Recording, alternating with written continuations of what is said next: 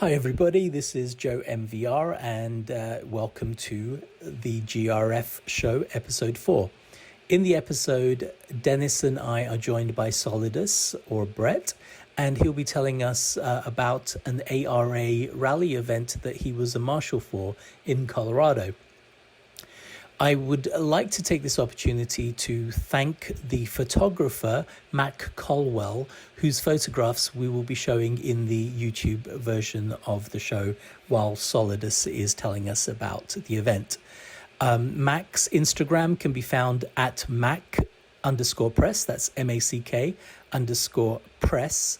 and there will be a link to her Instagram in the description below in the YouTube version of this video. Just like to thank her for letting us use her excellent photographs, and Brett also for letting us use some of his photographs too. That's all. I'll take you back to the show now.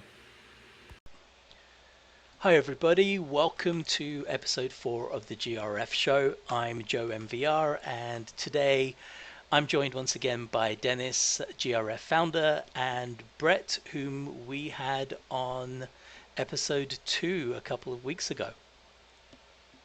Hello, hello. Hello, everybody. Hi, Brett. Hi, Denis.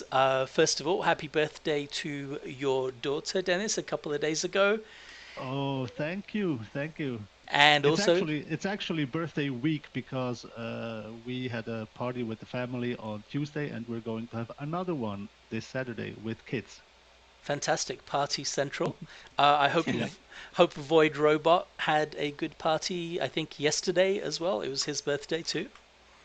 Happy birthday! Happy birthday! Right, so let's get started with the show. I'm really excited about this. We had, as I said, Brett on a couple of weeks ago, and you told us about your experience competing in the sport known as rallycross in parts of the USA, and that's slightly different from the multi-car racing activity represented in DR2. That was in episode 2, as I said. And you guys should check it out. Brett tells us all about his escapades there. So Brett, I hear you have had many more experiences since then. How's it been in competing, and what else have you been up to? Because I'm dying to hear all about it. Sure, yeah. So, not too much new on the on my competition side. So Rallycross Nationals just opened up sign-up sheets, so I did get signed up for that, and that'll be in September. So that's coming up. Then we've got another Rallycross event here locally in Denver that I'll be competing in next week. Actually, I guess that's 2 weeks from now. But no new racing that I've participated in since episode 2. But I did go ahead and volunteered as a starting and stopping control worker for Rally Colorado, which was ended up being a really fun experience. Oh, right, fantastic. So, Is that like the marshals or that we see? yes, Or right, the people. correct. Yeah. So basically, the marshals in game, the marshals that you would first see after you cross the finish line, or the last marshal you would see approaching the start. That was the positions that I was working over the weekend. So the people that we kill at the end of the race, basically, to stop the clock. Yes, Yeah, yeah. yeah, Okay. yeah, and mercifully, Codemasters makes that an off-screen experience. Right. Yeah. Okay. And so did you participate in both starting and stopping? Yeah, so it was a 2-day event. So on Saturday, I was working starting, so actually counting people down and sending them off the line. And then on Sunday, I was working flying finish, so recording and calling in times as people came across the finish line. And is that done like, is there an automatic, automated thing, or is it you literally stopping a stopwatch yourself for the time, or are you just reporting something that's automated? Yeah, so to my surprise, it was very much a manual process. So they Okay. had some synchronized clocks. My understanding is my guess is that they were using potentially like GPS synchronized timing equipment. Hmm. I'm not 100% sure. Didn't look into the underlying technology, but I'm curious. Right. Um, and so they had synchronized clocks, and so it was a little more elaborate than a standard stopwatch. And basically, the way it would work is when you checked in at the start, um, so you enter the control area. This aspect of the process is not present in Dirt Rally. In Dirt Rally, you kind of appear at the starting line, ready to go with the countdown, starting. In the ARA, American Rally Association events, the way they do it is when you check into the control area, so you'll drive from stage to stage and you check into the control area. Um, there's a target time for when you should check in, but essentially you check in and then you are given a start time. It is 3 minutes after when you check into the control area. Okay. And then my understanding is that is to provide a little bit of buffer between people ending one stage and getting into the next stage. Um, and then, they're trying to give you enough time to, if you had to go to the bathroom real quick, you could. If you're not allowed to work on your car in the control area, interestingly. So, if you show up to the control area with a flat tire, you've got to take off with a flat tire. Ah, okay. Um, but yeah, so when that by the end of that 3 minutes, with about a minute to spare, you should be pulling up to the start. And then I'm watching a stopwatch, and on the minute, so at 00 seconds, I'm sending you off. Okay. So, and then if you were to leave before that, we would manually record, jump to the start, or if we saw you changing your tire in the control area, we would say, hey, was working on the car in the control area. And then for finishes, it's very similar. The cars are coming in, and so for redundancy, we would radio to someone else who's watching a clock as well. And we'd try to approximate as the car was approaching, car in 3, 2, 1, finish. And I'm sorry, we would say 3, 2, 1 mark. Okay. And then at that mark, um, both myself and my partner on the finish would record the time, and then the team a little bit further up the road would record the time that they saw. Okay. Okay. Wow. So yeah, to my surprise, very manual. I think that other rally groups have automated timing. Even for our rally cross, we have automated timing. But I could see that being a challenge given the distance between stages, right? To synchronize the start and the finish. Yes. I see. Right, right. So if you're at the finish, how do you know when they started? Oh, you just have to give what the time was. Yeah, you just record the car number and the time of finish, Right, and then and they that's a subtract it. manual process Okay. that happens afterwards, where someone is going through these log sheets essentially and calculating the deltas. Wow. I have so many questions. Yeah, me too. Dennis, yeah, Dennis, you go ahead first. Yeah, of course. Brett, you said that was Rally Colorado. Is this Yes. part of the national championship in the United States, or was this more of a local Colorado rally? Yeah, my understanding is that and there's probably, if you guys have a lot of questions, there's probably some stuff I'm going to have to defer on. This was my first time ever participating in one of these, Okay. so I'm Mm. far from an expert. But Now you're an expert. Now you're our expert. Yeah, you are. yeah, You're among the Dave. three of us, sure. But yeah, my understanding is the American Rally Association (ARA) is a national group, Yes. and so that is, I think it's a little bit smaller than the WRC, which would be, Mm.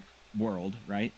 Um, Mhm. So it tended to be a lot of people from Colorado, a lot of people just generally from the Western US. So Hmm. Colorado, Utah, California, um, but people were from all over. I saw the cars all have to be street legal, is my understanding.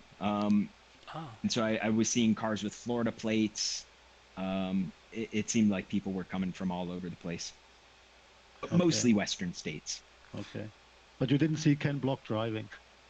No, my understanding is he does show up to the the like Yes, yes. That's one. national scale events, Yeah, yeah, but yeah, yeah. this would have been maybe more on you know a regional. National level. Yeah. Yeah.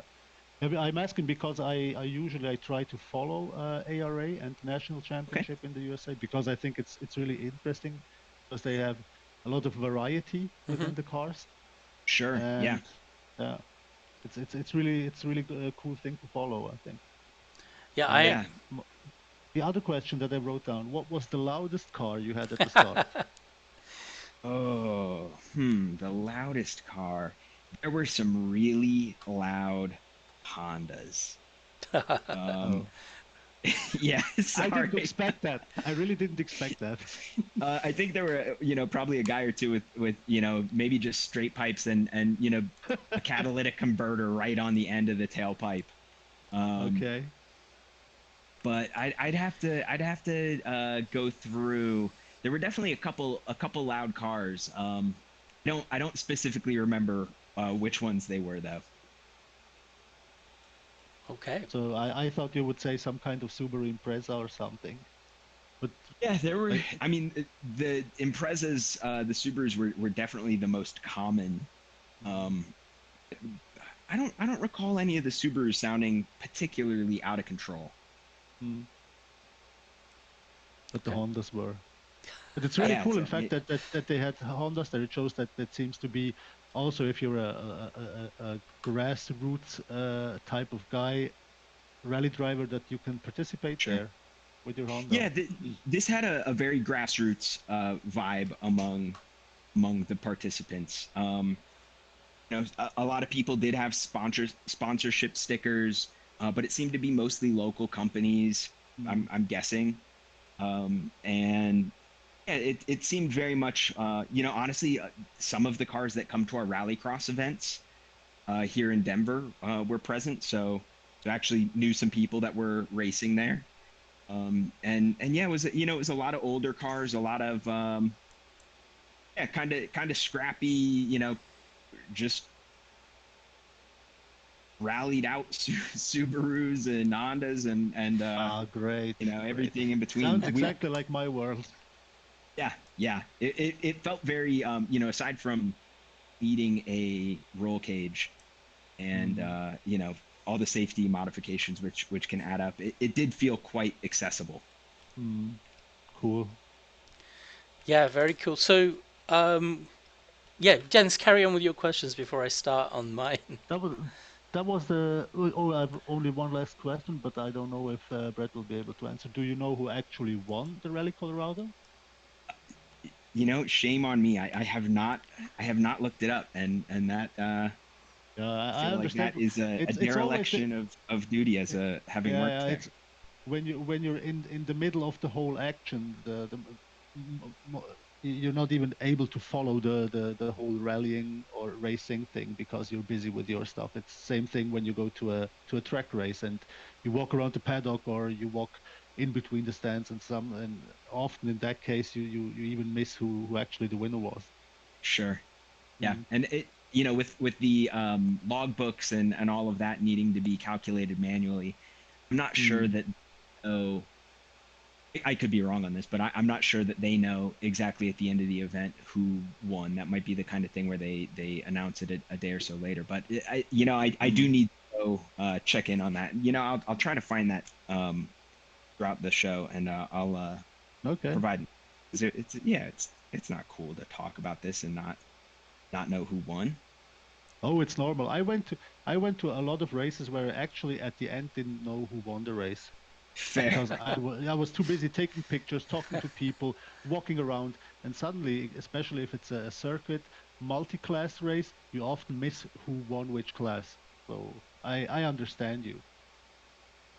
Yeah, And it plus looks like their website has results for 2020 and 2019. All right, so okay. call out to the ARA website maintainers. Let's get with the times, guys. Right, and Brett, you have an excuse. You had a job to do as well, I right? yes, exactly, Yeah. exactly. Okay, so you're not out of the hot seat yet. So I got a couple of questions now, some of them based on the timing itself. But let's start with a Sure. general one. What was the most surprising car there for you? Like that you was there such a thing? Yeah, I think there was a Honda Fit, which didn't look like it had any kind of major lift on it. It looked it looked at least from the outside, it looked very stock. Right, The inside was stripped. It had a roll cage and all the safety equipment. So you looked inside and it didn't look stock anymore. But yeah, it definitely looked the most out of place amongst the other cars there. right. I think there was also a BRZ or two, which just looked like they'd be a blast to drive, rear wheel drive, Yeah, coupes. Yeah, Yeah, those Dirtfish has those them looked like they'd be a as lot of car fun. as Dirtfish has BRZs as cars where you learn to drive in the rally school. Okay, yeah, that would be fun. right. So actually, I think you answered some of my questions when we were talking to Dennis. So you didn't see any well-known rally drivers there because it seems to be more of a regional kind of event, right? Yeah, I don't.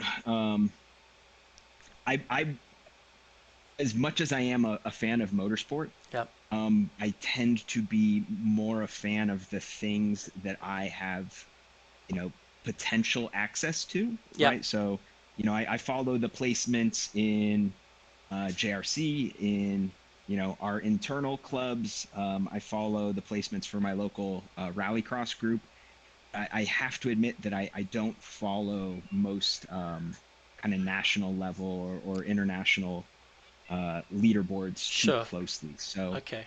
I didn't see there were no names there that I was familiar with, but that's not to say that some of the drivers don't have some notoriety. Right. Right. So okay, that's understandable. I only know some of the American drivers through watching Sure. all seasons and every episode of Subaru Launch Control. I'm a big Fair. fan of that. Um, so going back to the timing thing, you said you were surprised at maybe how much of there was a manual component, and I guess Mhm. since you maybe aren't familiar with the results and the final results, I was just wondering whether there could have been some close calls that might fall within the margin of human error in timing, because Yeah, that would kind of suck. it certainly seems given the length of the stages, Yeah, I would expect, that any issues would be less than a second. We kind of did some tests as the safety cars and other non-race vehicles were coming through where I would mark the time on my end at the flying finish and then radio it simultaneously over to the other guys who were capturing time at the finish, and we were within a few milliseconds of each other. fantastic. um so I'm sorry, yeah, hundreds, tenths of a second of each other. Oh wow, you guys suck. And yeah, we're doing it verbally, right? But Yeah. we were always within like, you know, 3 or 4 tenths of a second of each other, so half a second. Okay. Um, and given the stages would be about 10 minutes, and it's you'd have a car that was off for the third driver. The unexpected events Yes. in dirt rally, right, where Yeah. you've got a car that's on the side of the road. They Yeah. do a pretty good job at making sure the car is like actually off of the road. Right. But that's not necessarily going to be the case in Right. a real life event, right? The car might only be half off the road. So I would say there would be plenty of other factors that would have more of an impact than the um, potential, timing. synchronization issues on the Okay. exact timing. Yeah. Yeah, I just did a Dirty Discord monthly event where I thought so at the end of the third stage out of four, I was like 0.712 seconds behind, and Okay. uh, and then I won that stage, and then I looked at the clock, and it was I won it by 0.707, so I came second place by 5 thousandths of a Wow. second Right. after four stages, about 16 or 17 minutes or something like that, maybe 20 minutes or so. And that was just, it was kind of brutal. Sure. Sure. Especially since I could, like, I took the last corner tidily in second instead of just taking it in third and slamming into the finish thing, which would have easily got me like 5 thousandths of a second. Yeah, so but I think what you're saying in real life, it's usually not that close, at least at that level that you were timing in, and so margins of human reaction times are usually not going to be an issue. Sure. Yeah. And I did manage to find the time. So congratulations to Jacob Despan on the win in a 2001 Subaru Impreza RS. His time was 2 minutes, 28 seconds, and 54. I'm sorry, 2 hours, 28 minutes, and 54 seconds. The next car was just over a minute and a half behind him. Wow. Okay. So there is, it seems like, going down the list, 30 cars started, only 19 finished, it looks like. Um, Okay. and it looks like there's, a minute to at least a 30, there is one pair, 13 and 14 are uh, less than a second apart from Okay. each other. Okay. So, so yeah, I suppose it could factor in. Um, but I would say that, that would be one of the least impactful, unexpected events that you might come across, from what I could tell. Right. Right. Well, it seems like you had a lot of fun. Was it stressful? Would you do it again? I would definitely do it again. Yep. The starting people was a little more stressful than the recording the finishes, right? Yep. Because they're sending people off, and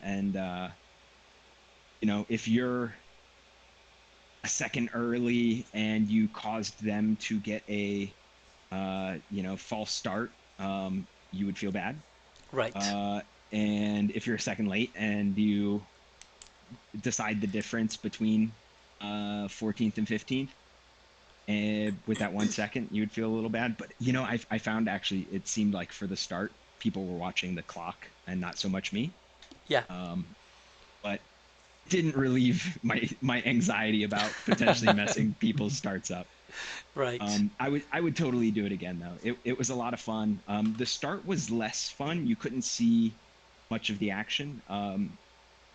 And our second day, the Sunday event, was more fun in that the spot we were at, we could see, I would guess, about, maybe 3/4 of a mile of descent down a pretty treacherous um, bit of mountain road where, off to the right of the drivers, was just a straight Cliff. straight Yeah. fall. It So would have been not fun to test your roll cage on that. it's Greece, you mean? Yeah, let me think. It felt very much like Greece, that section of it. Yeah. Yeah, Um, like the one that starts going downhill. I can't remember. yeah, Yeah. Okay. yeah. There's like a hard right hairpin, and then Yes. you're Yeah. going down a Then it descent. It goes it down. Yeah. it would have been very similar to that. Yeah. Right. Right. Um, and so we were able to see that whole downhill section, and no one went tumbling down the nasty side of the road. But at the very bottom of that was a hard right hand corner where you're coming in at speed, still going downhill on loose terrain. And there was one car that ended up into the bank, and there was just enough of a ditch there that they got stuck. And eventually, one of the drivers came and towed that car out, which I learned is apparently legal if another competitor rescues you. If there were no spectators for this event, there were no spectators allowed on the course. Okay. So there would be no people to push you back on. But if a support vehicle, or if your support vehicle, or presumably anyone else who happened to be standing around, helped you get back on the course, I believe that would have been a penalty. So yeah, Why this were there this no particular spectators? car, um, I would guess that it is a, it could be an purely speculation. It could be an insurance thing. It could be that they don't have the resources to handle, crowd control. Um, Mm, and I'm not sure if this is like an ARA events don't have spectators, or if it's just this particular event doesn't allow for it. Um, okay. there were some designated areas for spectators, but you couldn't just pick a corner, walk out to it, and decide this is where I'm going to watch the race from. Right, for Yeah, safety. that's Yeah. kind of normal. Yeah. Okay. Okay, cool. That was really, really interesting. I do have like other questions, but we will probably end up talking all day about it. It Fair. sounds like a lot of fun. Maybe something that I didn't even know. Was this on a voluntary basis or? Yes. Yeah, So I was volunteering.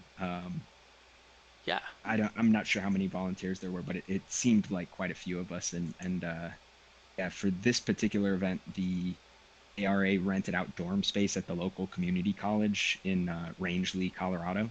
Okay. So, they made it pretty comfortable for us. And, I had a great time. I would encourage anyone who has the ability to volunteer for any kind of racing. If you're into racing, yeah, it's cool to be near it. It's cool to help out with it. And, the drivers and the organizers really appreciate the volunteers. So Excellent. yeah, I'd recommend it again. I would do it again. I had a blast. Maybe you could, after the show, send me a link or something. We can put it in the YouTube description Sure for can. people. Yeah. Yeah, if anybody else wants to join.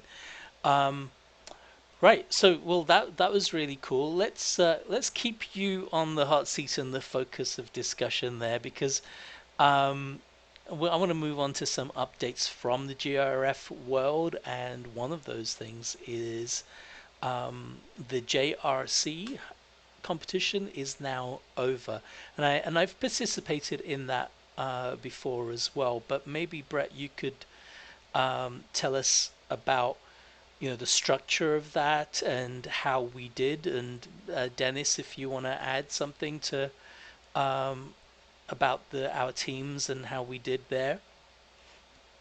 Sure. Sure. Yeah, Yeah, let's hear from Dennis.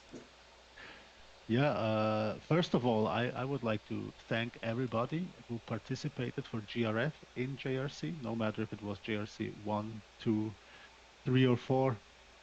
I think I'm not going to mention names because I think I would forget. It would be highly possible that I forget somebody. So thank you to the team. Thank you to Shinyo for organizing the team. And congratulations to everybody who was promoted, which was quite a lot of people in JRC4, which we won as a team and which Brett won as a driver. Congratulations. Thank you. Congratulations, Brett. So you okay? Yeah, Yeah, yeah. yeah. Thank you. All I have to say. So tell us Well, about it, cool. Brett. Tell us about the structure of the thing and promotion, demotion, all of that kind of stuff, and Yeah. how we did. Yeah. So overall, the team came in third. So that was kind of a cool last minute surprise. We'd been kind of hanging out in fourth for the last couple events. And yeah, just in the last few hours, a few people finished their runs and pushed us over the line, I think by something like 10 points Okay. into third position. So that's, pretty exciting from a team perspective in the overall JRC event for us to get yeah, a podium in our first outing as a team. So again, congrats everyone. That was quite an effort, and a lot of people participated. A lot of people participated every single week, and yeah, I think it's another case where the consistency of our team showing up and yeah, performing was really what took us over the edge there. So So that's very exciting. that's amazing. That's third place overall when you count how we did in each of the leagues, right? The JRC 1, 2, 3, and 4. That's correct. Yes. And we had a team in each league. Yeah, we had at least one or two drivers in each league. I think we had the most down in JRC4. Hmm. And then I think we might have only had one driver in JRC. I think that was Knife Ninja, Knife who came Right. Ninja, in. yeah, Yeah, 11th. came in 11th there, so just outside of the top 10. But that's an accomplishment in itself, considering who populates that Oh top yeah, 10. yeah, yeah. No, it's rough there. Yeah. Yeah, then in JRC2 we had Coresight come in sixth and Void Robot at 20th. Goalie R came in eighth for JRC3 with Zephyr in 16th, and myself, Sam. I'm gonna mess this up again. Sam Sigax in seventh, Samsagax. Yeah. and then Borisito in 12th. So I think with one exception, all of our JRC4 drivers who participated in most of the events are getting promoted, it looks like. Um, Cool. I think goalie might be moving up. Um, and then I think Coresight might or might not be moving up. Yeah, I'm not sure. he's Okay. sixth. Yeah, he will be promoted. Yeah, so we're having a bit of movement. So we'll have to see what yeah, where everyone lands for next season. But I know that it's sounding like for sure we're gonna have some positions open in the JRC4 class. So, if you're listening and you are interested in racing under the GRF banner in the JRC event, um, yeah, post up in the GRF racing team and go complete your placements. And I think we'll have some space at least in four, and I think the rest of it is being kind of sorted out now. Okay, that sounds really good. I mean, that kind of brings us on to um, you know the participation in the teams. Like we want lots of people to participate, but it's not. I guess Dennis, you should probably talk about this a little bit too. But I think it's not just about how fast a driver you are as well, but you are representing the club too. So I think it's more also about team spirit, maturity. Team Um, spirit, maturity, participating. When you're saying you want to participate, that you actually participate as many as events as you can, and generally having a good time. It's not about being like the super fast club or the best drivers. I think it's more also a thing of the social side, social aspect, and Sure. having a good time together. Yeah, and I would go a step further as well and say that since you're like an ambassador of the club, Yeah, you need to maintain the reputation in how you behave in other clubs' discords, and maintain the team spirit to be a decent human being yeah. as well. I think all of those things are quite important, and also to obey the rules of the clubs, which generally means things like no cutting and various other things which we can talk about a little bit later, maybe. So we're definitely having teams in the next season of JRC, right? Yeah, at least one. There's been some talk about possibly having two, depending on demand. I think Shinyo is going to kind of lead up that. I don't know if that decision, but at least that effort. Yeah. So Well, yeah, at least one. great. I myself and my buddy Fish Snacks, Jesse, have both indicated that we'd like to return to the JRC as Awesome. well. And Looking forward to that, Joe. yeah, that should be fun. But what I'm going Yeah. to do then is maybe stop participating in the regular GRF championship just to make sure I have time, or I might just do it kind of without practice. uh, we say so. But yeah, I kind of missed being part of the team. So I'd pop in every now and again to the private team chat and say a few words of encouragement. Yeah, okay, so that's great. I'm looking forward to the next season.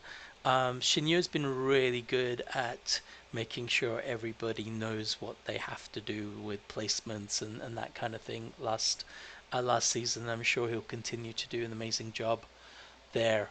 So, anything else you guys want to Definitely. say about JRC? Oh, just another thank you to Shinyo for organizing this motley crew and making sure everyone knows how to sign up and get signed up, you know, to GRF and yeah, just being kind of the catalyst for getting us going on this last season. Yeah. Thank you, Shinyo. Thank you. Yeah, so we've um, Shinyo has been responsible for a lot of things in recent months, and I'd like to have him on the show. I think in a couple of weeks, probably. And we'll also have Busata, the guy who's been responsible for all of the bots that we have. So maybe in episode 6 we will have the Belgium duo of Shinyo and Busata on the show, and we can talk a lot about what they've been up to in Dirt I Rally Cool. look 2. forward to hearing that one. Yeah, Yeah. that would be a good one. So let's talk about the other clubs and activities in GRF over the last week. Shall we start with the regular championship, Dennis?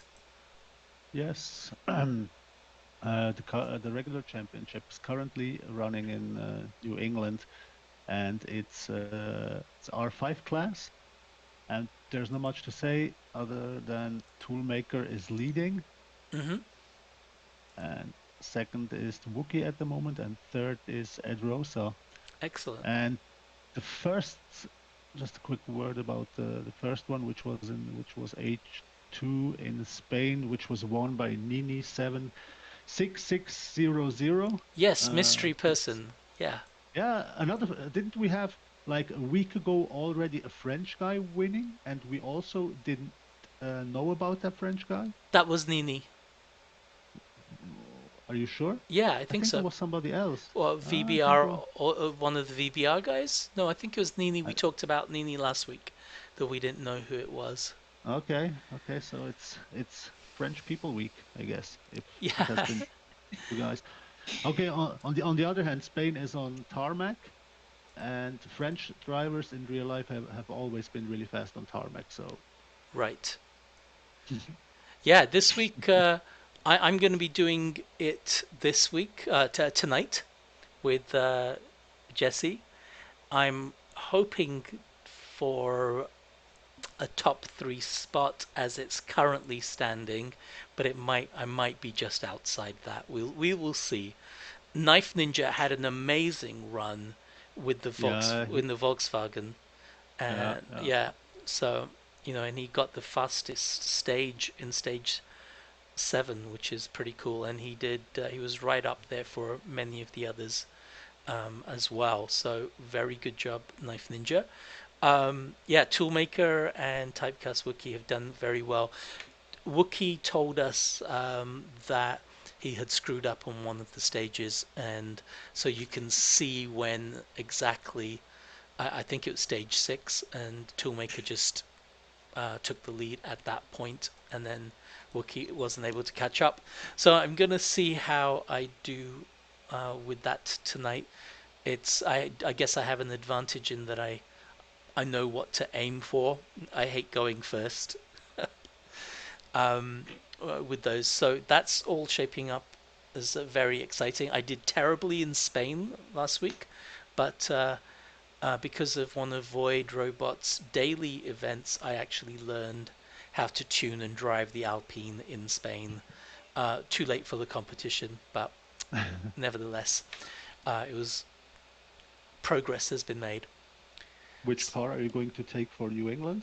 Oh, the Fiesta? Fiesta, yeah, Fiesta. yeah, because I've got tuning for it. The only other one I would really consider is the Polo, But for the last year or so, I've only been using the Fiesta, so that's what I would. I always have issues when using the Fiesta M Mark II because you have to shift so early, and I'm just not used to that. Yeah, which view do you take in the when you drive? Dash cam, Dash cam. So does that mean yeah, you have the dashboard visible, right? yes, without the steering wheel. Right. But there's a light, that's what I learned, right? Is the light, the shift light is the thing to respect. And I was shifting way too late on that Yeah, that's car, and then I yeah. found like, why does everyone go so much faster than me? This car is a piece of crap. Yeah, And but I have issues with shifting early because I'm used to like shift in the red line or yes, just a yes, little bit before the red line. And the Fiesta, I think you shifted like 6,500 RPM, yep, yeah. and it's just I always find myself just revving the shit out of it.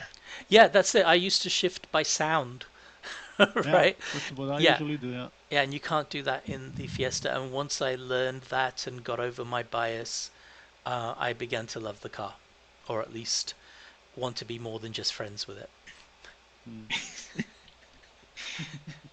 So, okay, great. We've done the regular championship. Let's look at that. Actually, we've got so far 85 people have participated Wow, that's a this good number. week. Yeah, and how about that? We have um, 41 of them DNF. Wow, Yeah, Half of it. yeah, exactly. Almost half of it. And hopefully, that's a bad number. yeah, Jesse and I won't be adding to that number. Oh, we've got Shinyo in amongst those that DNF'd. So, yeah. I'm actually the only way I'm going to be challenging for a podium is by not taking a spare tire. And so I might be one of those DNFers. We'll see. We'll see if I've jinxed myself Come on. tonight. How many times I've never seen you DNF. It's rarely that I can see you as a DNF. Yeah, I do when I don't take a spare, and if I get a puncture and it's not the last stage before a service, then it's usually not worth continuing, and Mm, I'll stop. But that's what happened in the GRF special, actually, which we can talk about now. It was the Legacy in Poland, an event that I created, and I was doing very well, challenging for first place. But then in stage 7, out of let's see, I think there were 9 stages in stage 8 rather, I got 2 punctures, and I was going to DNF, but then I read stories like Borisito and other people who kind of grit their teeth and went with lots of um, damage to their cars, and so I continued, and I would have DNF'd, but I didn't. Um, but normally I would. I just can't be bothered to drive 8 minutes on a flat tire at 60 yeah, kilometers an hour. Same.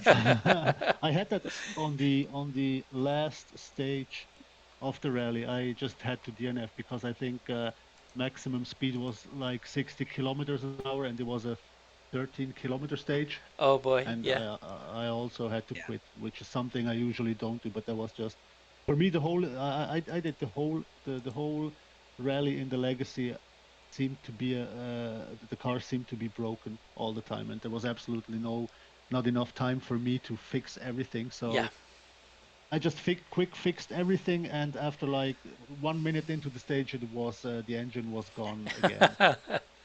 Yeah, I couldn't even quick fix anything for the last stage, Yeah, so I just kind but of drove it. you created this one, Joe, and I must say I really liked it. I mean, it's kind of difficult with the Legacy in Poland as it immediately flips and turns on the roof.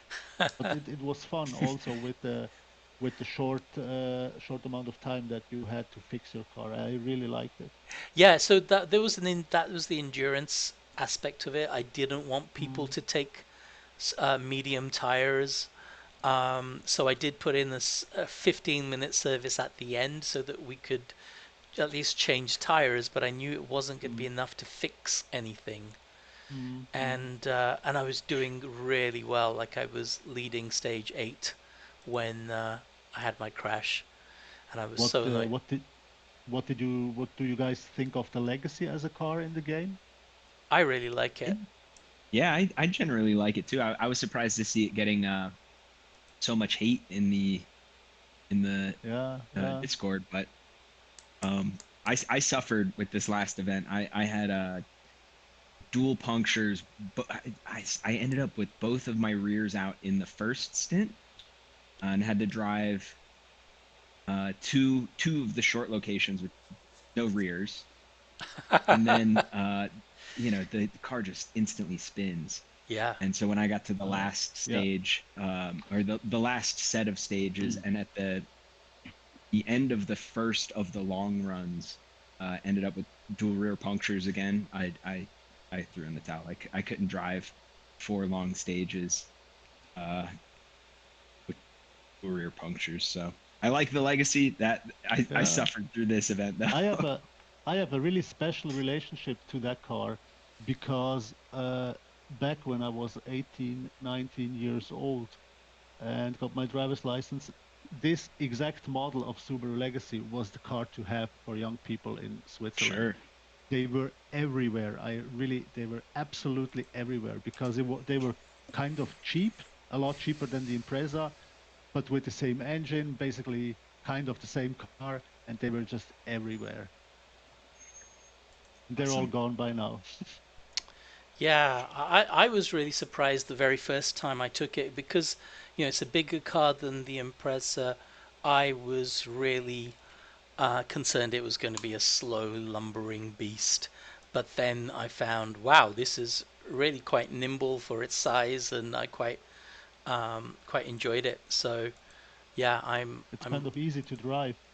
yeah, it Yeah. is, and it's Yeah. just basically like a slightly larger Impreza, really. Mm, So mm. yeah, I really enjoyed it. I really liked it in Sweden because that was the first time I tried it, and um, it would maybe be my second choice if if I couldn't take the Lancia, which is now probably my favorite car in the whole game now. Yeah, Mm. unpopular opinion, but I hate it, yeah, I know, I but yeah. know. I didn't want to like it because I'm kind of, Subaru fanboy, but I'm now finding all the Lancias just to be amazing cars, except for Oh, the I full mean, V8. Yeah, I'm a huge fan of Lanza in real life, but I just don't like the car in the game. right, right. Fair. Yeah. So okay, let's go on to the well, that was the special championships. I just want to add that we've had 30 people so far on that, and we have 11 DNFs, including Toolmaker, on that. And yeah, That's I rare. think yeah, it was the same thing though. He crashed out in one of the last stages, maybe the last stage, and then he couldn't bother to drive with a flat tire. So he would have easily have beaten me in 10th place, but he just didn't bother. And I think I'm going to probably start to try and finish more of these when I've got a bad car with punctured tires and stuff, just to get some experience handling them for when it's kind of crucial that you do finish with a shorter distance to drive and try to make the Mm. most of it. So I think yeah, in the game it also makes a real difference if you lose a rear tire or a front tire. If you lose a yep, front tire, I think it's quite easier to make it to the finish line than when you lose a rear tire. it Yeah. So losing depends. a tire is not an option. Is for me not an option to quit instantly. Yeah. But it depends. I mean, I don't quit instantly, but it's if you've got more stages to do with that tire. Yeah, sure, yeah. Yeah, but it actually really does depend on whether it's a front wheel drive car, rear wheel drive, all wheel drive. For some cars, all-wheel drive, especially, I think the front tires have more of an impact because the steering is more affected than just the powertrain. Mm. Um, Sure. but yeah, it used to be, especially in Dirt Rally 1, it used to be that it would be preferable to have a rear wheel puncture because it was you just had less power um, in an all-wheel drive car, but the front ones would really screw up your steering, and you'd end up spinning and all of that kind of stuff that we don't like Yeah. to do. Um, yeah. So what about the dailies? I guess I'll talk about that because it's what I participate in mostly. um, so yeah, the dailies have been really good this week. We have Talk um, about Germany and that the guy on ninth place and the let's fastest Peugeot. let's see who that is, Dennis. I wonder who it could be. Uh, well, okay, I'll start with maybe last week. Last week was actually really tragic, and I think a lot of people are still in mourning because I didn't win. I didn't even come second. I came Yeah, we're third. we're we're all very upset. Yeah, I have to mark that in yeah, the calendar. yeah. I'm over it. I'm over it. But I'm still getting flowers and sympathy cards. Yeah, Yeah. I'll send you a golden pineapple. Thank you, thank you. Actually, it should be a bronze pineapple. I didn't even come Yeah, second. bronze. Yeah, I didn't even come second last week. But this week, in ninth place, um, I don't know. There's a guy called Focus X2 in the Peugeot. Yeah, that's me, the Very good-looking nice. guy. Yeah, Well done, man. That's pretty thank cool. you. And that's Well, a good finish at last. yeah, and a decent time too. Um, and in the Peugeot, so it's the fastest Peugeot as well. Yeah. And it's the Um, first of the non-Fiesta or Polos. So good job, oh yeah. and good job Yeah. to Zephyr as well. So Toolmaker came first, as I expected. Weepy was surprisingly close as well. He's really good in Germany, and Zephyr came third yesterday, and I was fourth. Um, but this week in general has been pretty interesting. We've had Monte Carlo, Wales, and Greece, and there are three locations that I like. I think I might still be in the lead after yesterday's. Let's take a look at the standings. But I know that Toolmaker and Wookie would be very close. Yeah, so I'm 1 point ahead of Toolmaker right now. Wookie has missed two events and he's still in fifth. And Jandar Hmm. is in third, and Weepy is in fourth, and Weepy's missed an event as well. So I think it's going to be another one of these where I think it's going to be between maybe me, Toolmaker, Jandar, and Weepy. We shall see. Or Yeah. Wookie if he decides to do the other events. But we've got 2 days of Finland back to back in NR4 today and F2 kit car. And then on Saturday, the last day, we have Sweden 2000cc, which is the perfect combination for Weepy. Like, I think he's having wet dreams about that all week. So he loves that combination, and I think he's probably the best in the world at that combination right now. So, and I'm Okay. not exaggerating. I really, he's got maybe most of the world records now, or numerous world records in that combination. So, good job to Time for Weepy. you to beat him. No, no, no, no. And he's a really good guy as well. We always swap setups and everything too. So and we talk quite a lot. He's a really good guy as well. But I can't touch him in Sweden anyway. But um, I'm still going to keep trying, I think. So yeah, that's special events, regular events, and dailies. The time trial is still going. I've really not participated in that. Have you, either of you guys, done the golf in Greece? I think it is. No, I Yeah, have it's not. golf in Greece at the moment. No, I haven't. Right, I haven't Didn't have even, time yet. yeah, I haven't looked at that much, but I'm sure Toolmaker is probably up there. And Has has anybody posted their times already? I'm just going to have a quick look Yeah. while we talk, which reminds me also, Brett, well done pulling up that information while you were talking. I wouldn't have been able to multitask that well without making um, Some screw ups. Yeah, losing my train of fair. thought. So well Well, done hey, while for. you're looking that up, I don't think we've announced on a podcast the results from the Argentina special event. So I'll just read through those real quick if that's all right. Oh yeah, absolutely. Oh yeah. Yeah, so we're currently racing Poland, but last week we were in Argentina in the Peugeot, and in the pro category, typecast Wookie came in first, followed closely behind, uh, less than 10 seconds by our very own Joe MVR, and Mexico a close third with another 30 seconds on top of that. Yeah. In the amateur category, we've got Mugate in first, myself in second, and then Darth Beaver just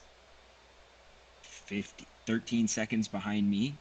So, and Mugate's got a 1 minute lead on the two of us. So, Right. um, He's fast. yeah. Yeah. Actually, So no, I guess that's only a 13-second lead, right? on you, it was over. Yeah, about 15 seconds on you. Okay. Okay, so the top three spaced about 15 seconds apart. So, Cool. yeah, close battles.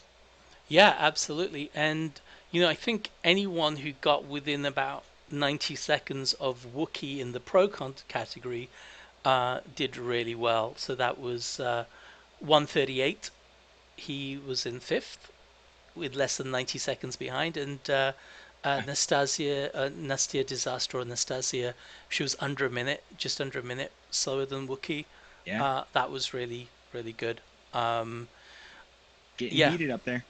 Yeah, it was. I was leading that one for a while, and then, or it was very, very close, and then, yeah, we kept swapping the lead back and forth. I think, and then I had an issue. I think, no, I didn't have an issue. I think in stage five, Typecast Wookie just killed it, and that's right, Sure. stages 5 and 6, and I couldn't catch up. And then even though I got stages 7, 8, and 9, he just destroyed everyone, left us in the dust in stages 5 and 6. So, and in the amateur category, I was quite impressed. There was a little bit of overlap, right, between pros and amateurs. Mm. Sure. Especially when some of the pros DNF. Yeah, Then right. there is that as well. So yeah, very good. I think after Poland we might have some data on whether we'll promote or demote people. Sure. Um, so yeah, that's all very cool too. Um, Anything else you want to say on that, Brett? No, I think that covers it. All right. So that brings us on, I guess, to another topic of conversation, which is um, well, there's a couple of things that we could talk about. One, I think, is um, the nature of the special events. So we had some discussion in, I think it was the special events channel. I had noticed while watching Typecast Wookiees very entertaining and very skilled streaming that um, when I couldn't recognize some of the stages when he drove them, even though they're supposed to be familiar to me, and it's really because there seemed to be no foliage, like no grass on the ground, and you could see everything. You could see all the undulations of the terrain and any rocks that are supposed to be hidden and so on. And then I realized that, yeah, he'd got ground cover turned off. And I'd seen several people, especially very fast guys, who do this. And I just kind of noted, I just mentioned it in that it looked different. But then I also said, yeah, I guess, it helps you see where the rocks are and when you can make small legal cuts. And yeah, and he agreed, and then that sparked discussion where people said that um, it might give people an advantage to do that, and that's why they do it. As Sure. opposed to some people who need to do it because they need their computers are not fast enough to handle all the graphics. So I was just wondering what you guys thought about that, because we've even had calls to ban turning it off in order to kind of level the playing field a bit. So I don't know what you think about doing that, and maybe other things that cause advantages versus realism versus frame Yeah, rate. I think it's maybe going to be a slightly one-sided discussion because I think we've got three foliage users here, but I have no personal problem with anyone running no foliage. I think it is there's definitely stages where you get much better visibility. I think New England is probably one of them. I don't know, possibly New Zealand. Uh, Essentially, when you turn it off, the only thing that remains visual, like on kind of that grass layer, Yeah. things that can, uh, you know, bite you more or less. So, like any bushes that will cause damage are prominently visible, and all the shrubbery that doesn't disappears. At least that's Yes. Yes. how I understand it. Yeah. I was gonna say that. Yeah. Um, Very good point. so there are some areas where I think it is a definite advantage, especially if you're looking to cut corners. You can see much more clearly where you need to be out of the grass and where you can go in. Um, but for me, I like I like to pretend I'm a real world rally driver. So Yeah. I like to have it on, and it just helps me more with the immersion and with you know, getting more in the zone and feeling like I'm really in New Zealand or I'm really in Poland, for just a little bit. But I've got no problem with people running with it off. I think, if you're willing to sacrifice the graphical fidelity, if it's a little more competitive, go for it. I think that, you could learn those corners even with the foliage turned on, where you can eke out a little bit more aggressive of a cut. You could do that through trial and error too. So, Yeah. Well, that's um, what I've done. Yeah. Over time. Dennis, what sure. do you think? And you're on the Xbox, right? So Yes, I'm on the Xbox Series X, so for me it's kind of difficult to jump into this discussion as I don't even know if you have that possibility in the console version of the game. And I mean, if people on the PC want to turn that foliage off because they have to, because their PC wouldn't work with the game anymore, then go for it. If you want to do it because you have an advantage, because you can see all the hidden rocks and stuff, then to be honest, I don't really care. If people want to do that, then do it. It's also all. It's like cutting. I mean, it's at the end of the day, it's still a game, and you will always have people cutting or or doing other stuff. So there's no way to monitor this except that you tell people to, like they do like they apparently do in JRC with asking people to stream or record their runs. right. um I'm not against it. I mean, it's up to the people, but don't expect if you have some kind of multi-world record owned only, let's say, only because you turn foliage off and you have an advantage, then don't come up to me and brag to me that you have world records, you know.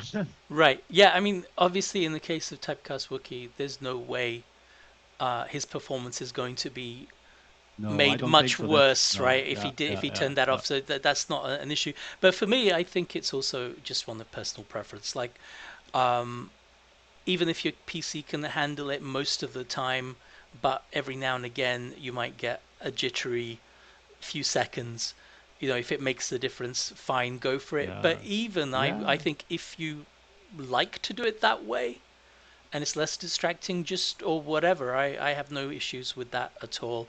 I mean, God knows I'm inconsistent enough in terms of my wanting to be, fully immersed in the game, I Yeah. do like to have all the graphics as much as possible, but then Yes. but then Yes. sometimes VR introduces artifacts, and so I'll turn Right. off. Yeah. With VR, it's Yeah, kind of a different story, I think. I might change the shader detail when it's heavy rain, or adjust the gamma when there's a Mm, lot of mm, fog and night, and there are VR accommodations and fixes that Mexico has been promoting and telling us, telling people to use, and I have to get round to trying those. Apparently they can I make a think big it is difference. worth I think it is worth noting that in the JRC competition, Yeah, adjusting the gamma settings using the accommodation fixes, I believe is prohibited in the rule book. really. So yeah, Yeah, see, that yeah, makes a big difference in terms of VR, right? Because then you're right. actually at a disadvantage. But some people could say, VR is an You're advantage at yeah, anyway. right, Yeah. right. But right. So that's something. Yeah, just noting that for anyone who's going to be in uh representing GRF in the JRC upcoming JRC competition. Yeah, absolutely.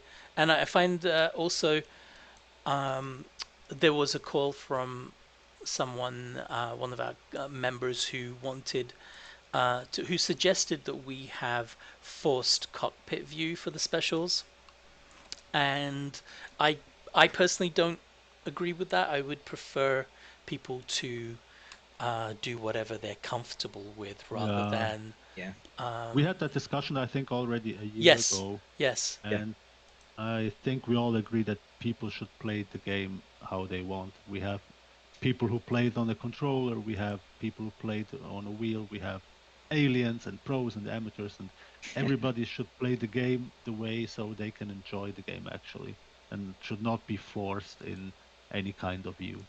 That's my opinion.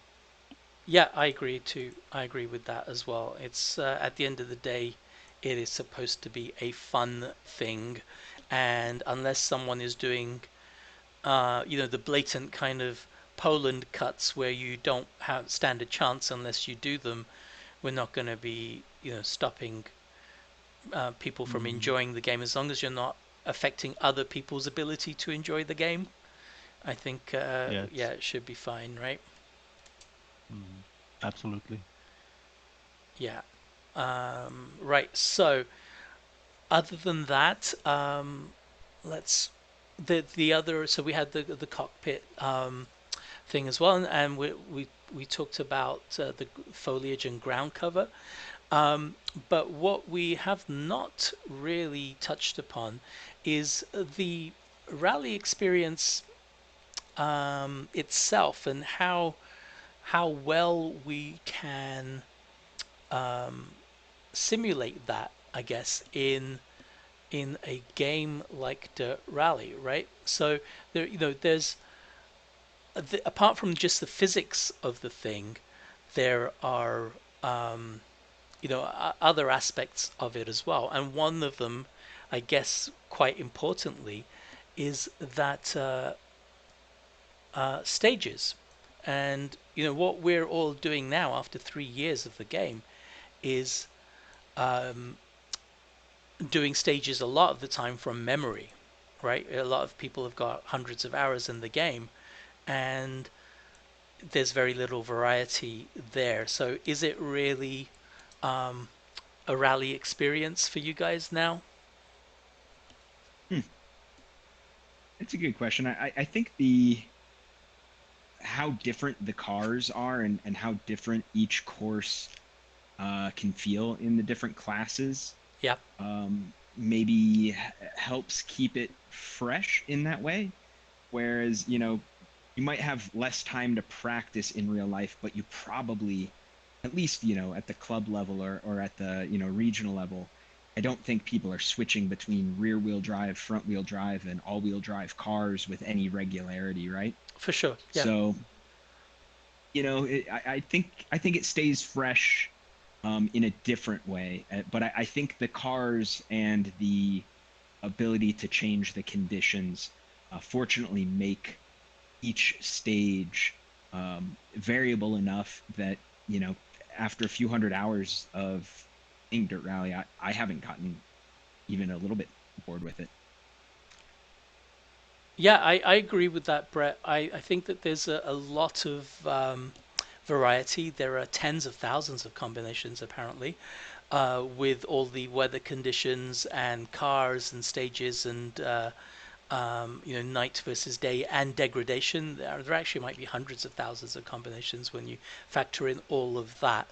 Um, Sure. but when you've got, let's say, a 2000 cc in Australia during daytime, and the only factor is how much degradation there is. There are some combinations obviously that are much, much more popular and run more often as well.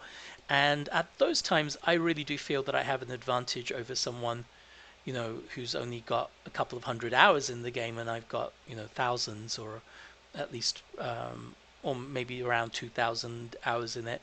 I do feel that, and the saying about rally, unlike Formula One, which is, one corner 1,000 times. You have 1,000 corners just one time in rally, and so the novelty of not knowing at all what to expect is Sure. uh, is not there, and it's something that Dirt 4 attempted to do, even though it was met with heavy criticism.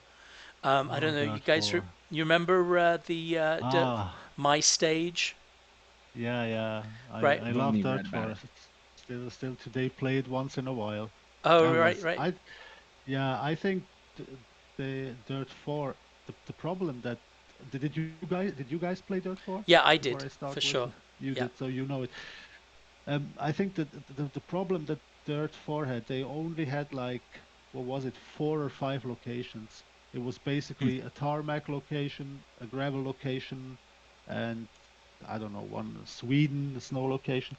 And what they did, they had kind of small slices of stage, which they then put together.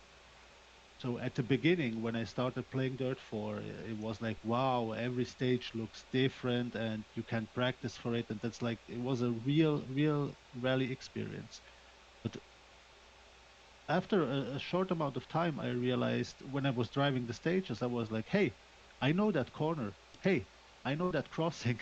Hey, I've seen these spectators already 3 times on that stage. So Yes, on the same stage sometimes. Oh, That's right. wow. Yeah. yeah, and that was, I think that was the problem with Dirt 4. The idea was absolutely fantastic for a rally game, but the execution wasn't really there. And I think it's kind of, yeah, it's a pity that they didn't pick this up and improved it for Dirt Rally 2.0. Yeah, I agree. So a little bit of history if we want to dig deep into it, because at the time I was quite involved in the Codemasters forums and everything, and Paul Coleman, who was responsible for Dirt Rally, was also in charge of the Dirt 4 project.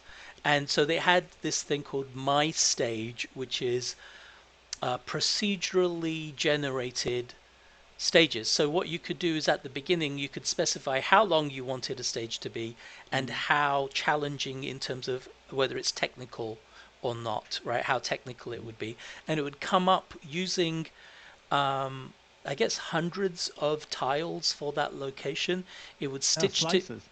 they were Stitch called them tiles, together. and it would stitch it Tiles, together, okay. and you have a unique stage to drive, except that the tiles became very quickly familiar to you. So it was, Hmm. when it came to a four left in Sweden, there were only about three or four different ones. And so every time there was a four left, it would be one of those. And you'd get used to it. And sometimes in the same stage, as Dennis said, you would have Yeah, the same tile. And yeah. yeah, but I now I think, I mean, personally, I wouldn't, I still wouldn't even mind that being present in Dirt Rally too, because if you think about it, um, the stages you can get to know the whole thing really, and it would be hmm nice to just hmm have different ones just to practice. exactly. Yeah. I But yeah, think, the like you said, I remember one time I think I did Wales in Dirt 4, Yep. and it was a long stage, Yes. and it looked kind of what's the stage called in Dirt Rally 2.0? Bit no moreland, Yeah, where you don't Bidnamoreland, yeah. drive through bit no more, where you don't you drive through that open field, not Yes. in the trees, but and it was just like left, right, left, right. It was just like getting repeated on and on and on for like 10 kilometers. I was just driving through this field, and that was the moment when I thought, okay, this is really bad execution of a really good idea. Yeah, yeah. So there were billions of combinations, possible combinations, but you are going to get a lot of the same tiles again and again and again. And I think even if they did that with 10 times the number of tiles, it would Mm, be 100 times better kind of thing. yes. Yeah, and it would be really nice to have. I'd love to see all the stages from Dirt 1, 2, and 3, modernized and put in the game just so that we Yeah, have yeah, something to drive, right? Because Yeah, those, yeah, let's start there. yeah, That would be my yeah. vote. yeah, But we'll see. As I told you or told you guys right before we started this podcast, EA has some kind. I heard in another podcast that EA has some kind of software that will generate content uh, based on the playing style of the player. right. So while I was listening to this podcast, of course, they were talking about, I don't know, shooter games, Battlefield. So, which would mean that if you like to shoot aliens, they will generate levels that contain more of the aliens you like to shoot. But my the first thing which came to my mind was a rallying game. I mean, if the software finds out that a particular driver likes to, I don't know, likes to drive Finland or Estonia, which means fast flowing stages with jumps and high speeds, that then the software could generate new stages for the player based on his playing style. But unfortunately, I jumped on Google and tried to do some research on this software and this patent. Do you say patent Yeah, in but English? yeah, in Yeah, England we right. say patent, Can you hand and in in your America we idea? say patent. Patent? Patent? Yeah. Patent in the UK, Patent. Okay, and patent or yeah, you can say either or, but okay. I'll yeah, say patent since I'm in Europe. okay. But I couldn't.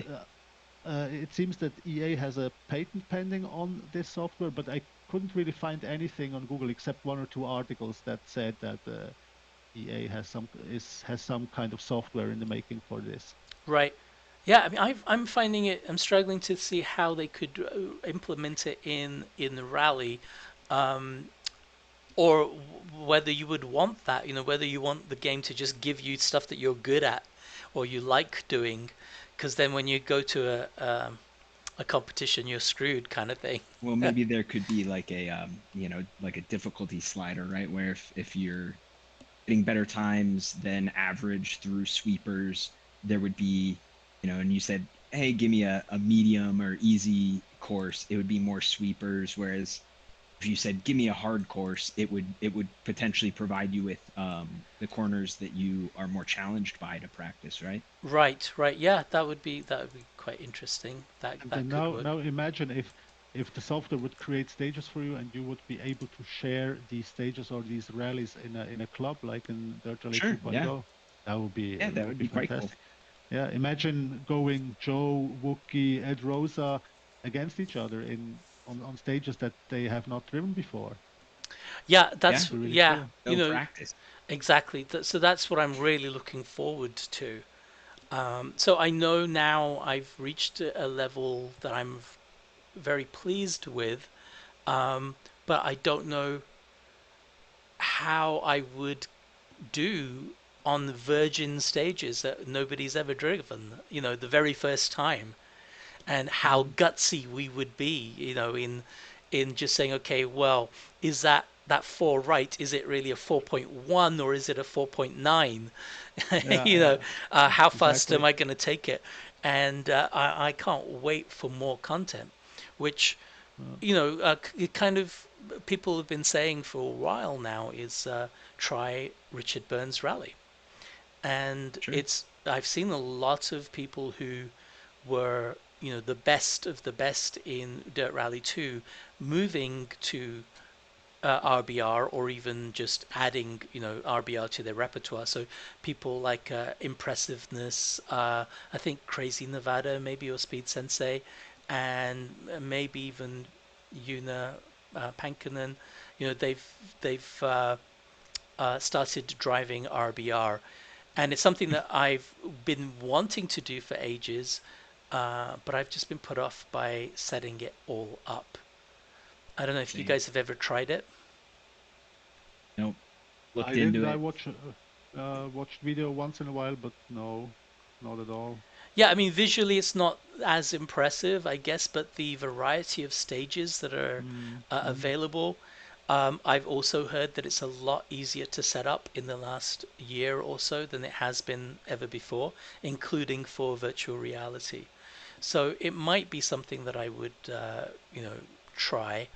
But at the end of the day, do I want to spend an hour setting up something new when I could be doing a daily or a weekly event yes. in. Yeah, an hour's enough for the weekly. Yeah, for sure. So, so And it's that, I kind of hate myself for not wanting to do something new, uh, and having, that resistance, but at the same time, I it's about getting the most isn't the fun. problem isn't the problem also in games like RBR where the stages are created by say normal people that a lot of the stages are just crap? A lot of them might be, Uh, from what I've heard, but then you need to know, get recommendations, and mm, you probably get some uh, favorite people who make stages. And yeah, I know so there are some Scandinavians that are really good. yeah, of course. It just really sounds like you have to be knee deep into the game and into your PC to really enjoy it. That's right. That's right. And I Uh, forgot so about that. even Yeah. so even if I would be a PC player, I don't know if this would be a thing for me. I might be a guy who would install it and try it one or two times, but I don't think that this would be a game that for me personally that would make me happy. But Right. then you would look at the 20-minute long YouTube video for how to get it installed with all the mods you need, and then you would say, Oh "Nah, Jesus Christ! I'm gonna go race Dirt I'll Rally turn on my 2.0 console. instead." Yeah. Or do Wreckfest There for a we few go. minutes. Yes, There we go. Gran Turismo. And you should have seen the sneer on my face when I said You should that. see the smile on mine. Yeah, yeah, yeah. No, no. I've actually. It kind of reminded me of Carmageddon when I looked it up, and it's Yes, something that I might eventually do. It's no VR though, right? In no that. Go for it, VR. No, Yeah. Joe. I play that It's on a great controller. game. Yeah. Well, again, I'm kind of a one-trick pony these days, but okay. That's a good one. You mentioned not wanting to play Dirt Rally 2.0 after you've had a drink. Wreckfest is The a opposite. game you would switch to after you've decided you're too far gone for Dirt Rally. Yeah. Right, right. Okay. Breakfast in some kind of arena mode. Yeah. Okay, well, I think we've had a great discussion today, guys. Is there anything else that we want to talk about, or anyone that we want to shout out to? No, Yeah, not for shout out. me. I have a shout out to again to the GRF drivers competing in GRC. Thanks for your results. And shout out to myself for my ninth place in Germany. Well And done. don't Yeah. and don't forget to watch Rally Finland this weekend. On Real like life WRC. WRC. Yeah, if Okay. you have the WRC Plus subscription, and if not, you can check out the highlights and interviews and stuff on Dirtfish on their YouTube page. Okay. Fantastic. Because That's Finland is definitely a highlight. Yeah. I will. I'd like to do that. Maybe. Um. Maybe I'll see about putting a link or something to the Dirtfish thing on the Yeah. podcast page as well. So yeah, that's really cool. I'd like to give a shout out to Ed Rosa, who isn't driving as much and is still having some issues with his brake pedals, but he's still tearing up all these stages in the car that we would never dream of taking. always. So he's been really really cool, and such a nice guy as well. So if we've got no more shout outs and anything else, I think we should draw this to a close. I will just remind people to do leave feedback on the show in the um, the GRF podcast channel. We'd love to hear your ideas for people to have on the show, including yourselves. Nominate yourselves if you think you'd like to join us, and tell us what you think of some of the discussion. We can maybe continue the discussion in a future episode or on the channel itself. For the next couple of weeks, we have Jay Booger, who was at Dirtfish, and you may have seen some of the photographs at the end of the podcast last time of him at Dirtfish taking part in the rally experience there. He'll be on the show with us next time, I hope. And then we will have, as we mentioned, a Belgian special with Shinyo and Busata the week after. So we've got a little bit of a roadmap already of where future episodes are going. I also hope Dennis and Brett, you're also welcome to join us anytime we do this. We'll probably have some other co-hosts joining us as well over the weeks. So, anything else you guys want to add? Not from my side. Thanks for listening, everybody. Yeah, fun to be on. Fun to chat with you guys. Looking forward to the next one. Okay, well, Yep. I'll see you guys in episode 5. To the listeners out there and the watchers, and goodbye from me. Bye. Bye.